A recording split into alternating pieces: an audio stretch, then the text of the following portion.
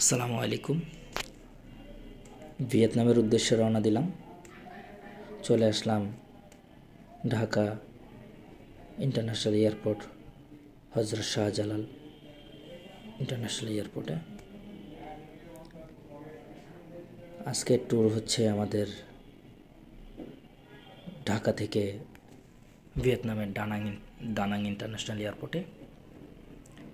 Boarding পাসের জন্য লাইনে দাঁড়িয়ে আছি। সবসময় মাথায় রাখবেন বোর্ডিং পাস প্লেন ফেয়ারের 3 ঘন্টা আগে আসার জন্য। বোর্ডিং পাসে সিরিয়াল কম ছিল। বোর্ডিং পাস শেষ, এখন ইমিগ্রেশনও শেষ। প্রবাসী লাউঞ্জে থেকে কফি অর্ডার করলাম। এখানে অনেক ধরনের খাবার আছে যা আপনি চাইলে প্লেনে করে নিয়ে যেতে পারেন খাওয়ার উদ্দেশ্যে, কারণ অনেকে প্লেনের খাবারটা খেতে পারে না। যান্ত্রিক ত্রুটির কারণে আমাদেরকে পায়ে হেঁটে বিমানে উঠতে হলো। সেই মুহূর্তে সবচেয়ে বড় বিমান ছিল কুয়েত এয়ারলাইন্স।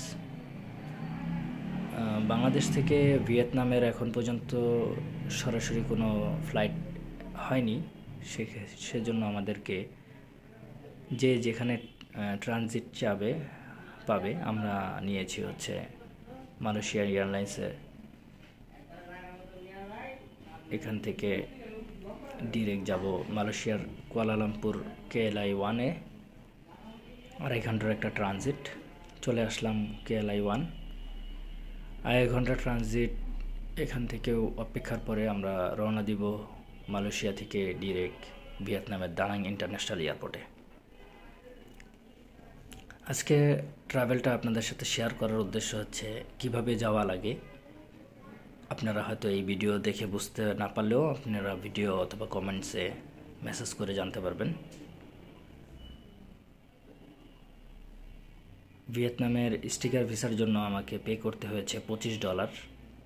$25 দেওয়ার পরে আমাকে স্টিকার ভিসা দিয়েছে। ইমিগ্রেশন শেষ। ইমিগ্রেশনের স্যার অথবা যিনি ভদ্রলোক ছিলেন খুবই পোলাইট ছিলেন। ওখান থেকে আমি কল দিলাম আমার হোটেলের জন্য। গ্র্যাব অ্যাপসটা খুবই উপকারী, আর যিনি গাড়িতে আমাকে রিসিভ করতে আসছেন তার ব্যবহার খুবই ভালো। তিনি গেটটা খুলে দিলেন, আমি ভিতরে প্রবেশ করলাম। তো সবাই ডলার আর ভিয়েতনামি ডং নিয়ে ট্রাভেল করলে ভালো। আমি সেই মুহূর্তে আমার কাছে ভিয়েতনামি ডং ছিল না, আমি তাকে ডলারে পেমেন্ট করলাম। তো এই ছিল আমার ট্রাভেল। আল্লাহ হাফেজ।